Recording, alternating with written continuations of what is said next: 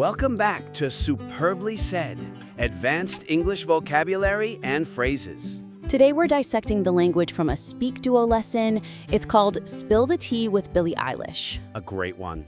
And just a quick reminder, you can head over to SpeakDuo.com to meet new people from all over the world practicing English on video calls. It's a fantastic way to become more confident. A really good way to build confidence. And that's exactly what we're aiming for today. We're not just looking at definitions, we're trying to get to the soul of these phrases. Right. First up, we have all manner of. The source defines this simply as many different types of things. Okay. And the example is, we have all manner of treats here, like cabbage tea and hot scones. Hang on. All manner of. It sounds, I don't know, a bit formal, doesn't it? Almost archaic. Why would I use that instead of just, many kinds of? That's a fair pushback. It does have a certain literary flavor. But here's the nuance. Many kinds of is neutral. It's sterile. Just a fact. Just a fact. But all manner of suggests a collection that is vast, eclectic, and maybe a bit surprising. Ah, so the cabbage tea and scones example is perfect because, let's be honest, cabbage tea is weird. Exactly. You wouldn't say all manner of if you just have, say, 3 different types of pens. You use it when the variety itself is interesting or colorful. Okay, so give me a work context. Sure.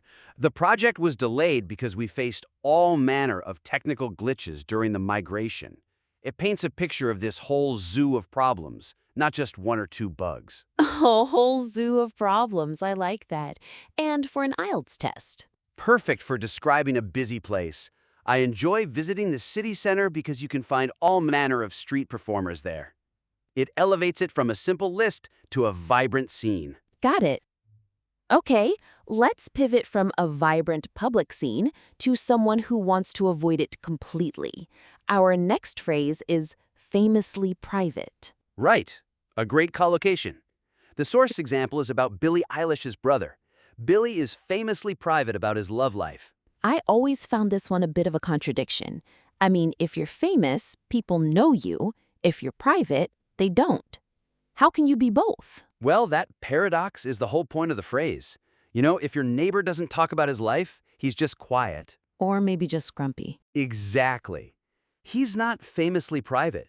To be famously private, your refusal to share has to be so consistent that it actually becomes part of your public image. So it's not just a behavior, it's a reputation. Precisely. It implies a known boundary. And in a professional setting, this is actually a very polite way to manage expectations about someone. How so? Instead of saying, our CEO is cold, which sounds, quite negative, you say, she is famously private. You got it. Our CEO is famously private. She rarely attends the optional social mixers. It sets a boundary without being an insult. It means, don't take it personally. That's a really useful distinction. Introverted is a personality, but famously private is more like a stance. Yes. And for IELTS listeners, it's perfect for describing a public figure.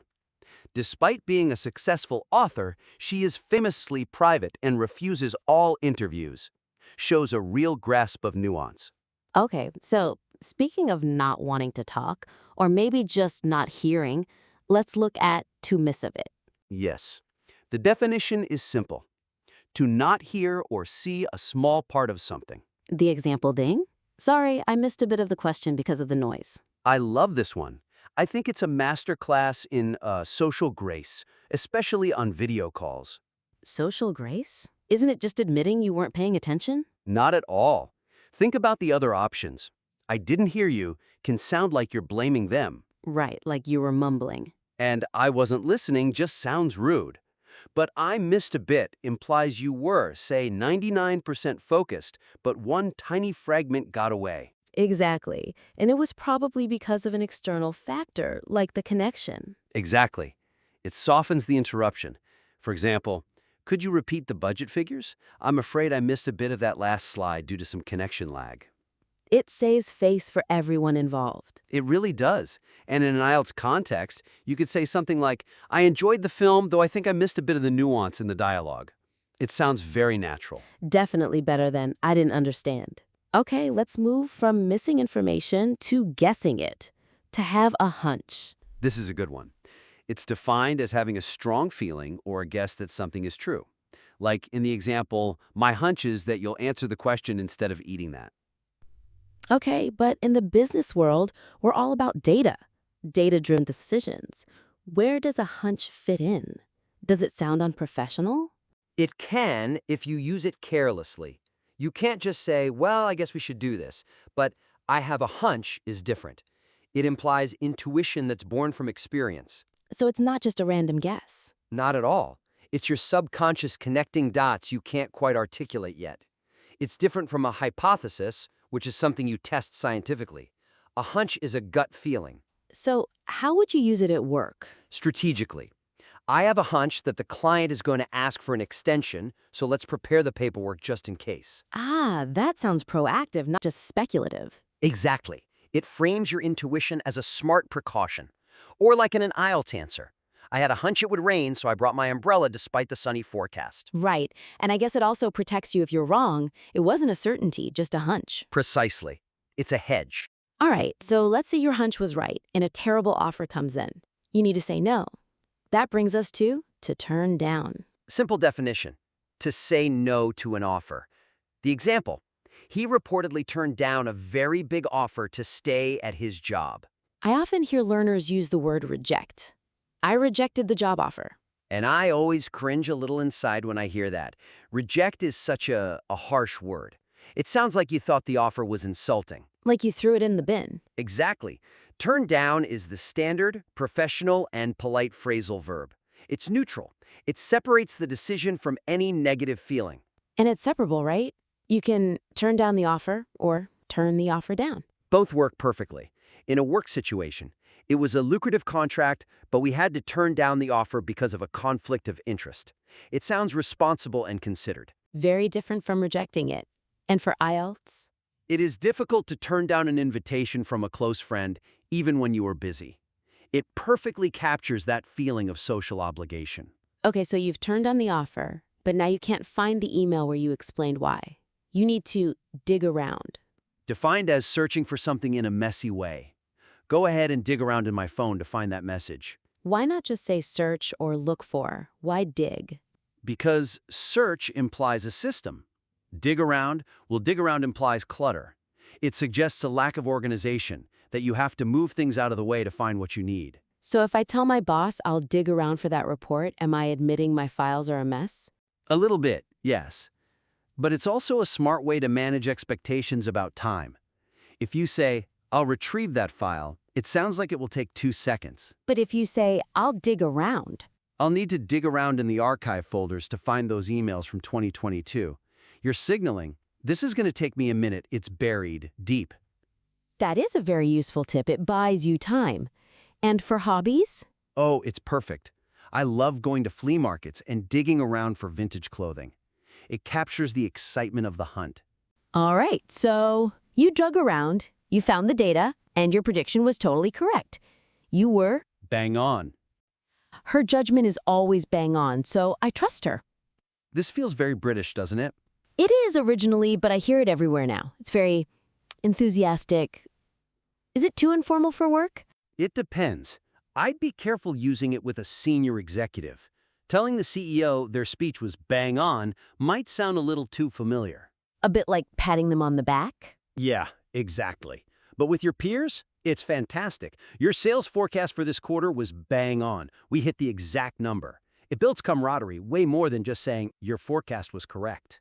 Correct is what a teacher says. Bang on is what a teammate says. That's a great way to put it. And for IELTS, it adds great emphasis. The weather prediction was bang on. It started raining at exactly noon. Love it. Okay, moving from precision to, a big meal. To tuck into. The example is, you can either answer or tuck into this delicious meal. I feel like the nuance here is purely emotional. I mean, eat is just functional. Tuck into implies, what, eagerness? Eagerness, joy, gusto. You don't tuck into a quick snack, you tuck into a proper feast, a big pizza, a Sunday roast. It implies sitting down and really committing to enjoying the meal. Can you use it metaphorically? Oh, absolutely. And that's where it becomes really advanced. You could say, I can't wait to tuck into this new project. It means you're going to attack the work with real energy and Oh, like enthusiasm. the casual work lunch example. Let's tuck into these pizzas before they get cold. Yes. And for an IELTS answer, after the long hike, we were eager to tuck into a warm, home-cooked dinner. It communicates both the hunger and the relief. Okay, finally, we have a phrase that I think we need to put a warning label on this one. For the love of God. For the love of God, have you ever kissed a famous person? Which is the surprise version. Or the frustration one. Slow internet always makes me scream for the love of God. Yeah, this is strong. This isn't just being a little annoyed. This is being at the end of your rope. Absolutely. This is high-intensity, explosive language. In a professional context, it's very risky. If you say this in a meeting, for the love of God, can we please just make a decision? You've just shown everyone you've lost control. So basically, keep it for your internal monologue. Or for venting to a trusted colleague behind a closed door. For the love of God, why does the printer always jam before a deadline? It creates a bond over shared frustration. But you do not want your boss to hear it. And for IELTS? It's excellent for telling a story about a stressful event in the past. The traffic was moving so slowly, I just wanted to shout, for the love of God! It conveys the intense emotion without you, actually shouting at the examiner. Which is generally good advice. Generally, yes. All right, I think we've covered them all, from polite phrases to explosive ones. And now it is time to see if the nuance has really stuck. We are going to put our listeners to the test with a little quiz. Okay, here's how it'll work. I'll read out a question and 3 options, A, B, and C. We'll give you a moment to think, and then we'll reveal the answer and why it's correct. Ready? Let's jump in. Question 1. Let's start with all manner of. We said it's for eclectic, varied mixes. Which sentence uses all manner of with the right C1 sophistication? Option A. The project was delayed because all manner of the team were absent. Option B. The archives contained all manner of documents. And C? He tried to fix the engine using all manner of a heavy metallic tool. Okay, think about that wide, surprising mix. The cabbage tea? Feel free to pause here if you need to think about the answer. The correct answer is option B. The archives contained all manner of documents. Option A just doesn't work grammatically, and C refers to a single type of thing. B perfectly captures that diverse collection. Excellent. Question 2. Now for our paradox phrase. How is famously private most accurately used in a professional context? Is it A? The CEO is famously private regarding the company's internal audits? Or B, she is famously private and rarely talks to her colleagues in the hall? Or C, they are famously private about the office hours during the holidays? Think about a personal reputation versus just, a rule. Pause if you need a second. The answer is option B. She is famously private and rarely talks to her colleagues. Option A is about confidentiality, which is a job requirement, not a personality trait. B describes her well-known personal behavior. Perfect. Question 3. Let's test that social grace. Which use of miss a bit implies a subtle, polite lapse in attention? Option A. I had to miss a bit of my lunch to finish the urgent quarterly report. Option B. He chose to miss a bit of the ceremony because the room was too crowded. Or option C. I missed a bit of the technical lecture when the audio suddenly cut out. Which one is about not quite hearing something? Pause now. The answer is option C. I missed a bit of the technical lecture. A and B are about choosing not to attend something physically. C is about that interruption in the flow of information. Right. Question 5. Time for your intuition. In strategic decision-making, what does having a hunch primarily refer to? A rigorous analysis of data that leads to a definitive business result. B, an intuitive feeling that a certain course of action is likely correct. C, a physical discomfort caused by sitting at a desk for too many hours. Is it your head or your gut? Pause if you need to. The answer is option B, an intuitive feeling. If it were A, a rigorous data analysis, it wouldn't be a hunch. It would be a conclusion. Exactly. Question 5. The polite no. Which scenario uses turn down to mean a formal rejection of a proposal? A. The board had to turn down the acquisition due to various fiscal risks. B. He decided to turn down the heat in the lobby to save on energy costs. Or C. She had to turn down the volume of her music while working in the lab. Be careful here. Phrasal verbs can have multiple meanings. Pause to think.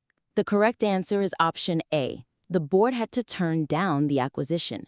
B and C are literal, lowering the level of something. A is the metaphorical, saying no, that we discussed. Yes. Question 6. Time to get your hands dirty.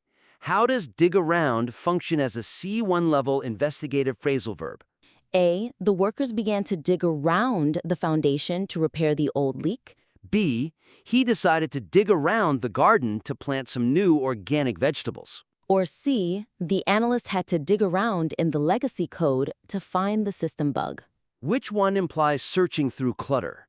Pause now. It is option C. The analyst had to dig around in the legacy code. The other two are about literal digging with a shovel. C perfectly captures that idea of searching through a complex, messy system. Great. Question 7. Let's talk precision. Which is the most natural use of bang on to describe something being exactly right? A. He continued to bang on the door until someone finally let him inside. B. Your assessment of the market trends was bang on during the meeting. Or C. The clock started to bang on the wall when the loud alarm went off. Which one means 100% correct? Feel free to pause. The answer is, of course, option B. Your assessment was bang on. The others are about making a literal banging sound. B is the idiom for perfect accuracy. Last one. Question 8. Which sentence uses tuck into to convey enthusiasm for a big task, not just food? Is it A. You should tuck into your shirt before you enter the interview room. B. She began to tuck into the corner of the room to avoid being noticed. Or C. They were eager to tuck into the huge pile of data from the experiment. Think about that feast metaphor we talked about. Pause now. The answer is option C. Eager to tuck into the huge pile of data. It's using that idea of a delicious meal to describe attacking a big pile of work with energy. Well, I think we have tucked into quite a lot of vocabulary for one day. I think so. So a quick recap of the arsenal you've just built. All manner of for variety, famously private for reputation, miss a bit for politeness, Have a hunch for intuition, turn down for polite rejections, dig around for messy searches. bang on for accuracy, tuck in for enthusiasm, and of course, for the love of God, for when you are at your absolute limit. A really solid list. And don't forget, you can download the SpeakDuo app or visit speakduo.com to book a session. There's also a community survey available to help shape the platform's future. We hope you can join us for the next Connect and Practice session. Until next time.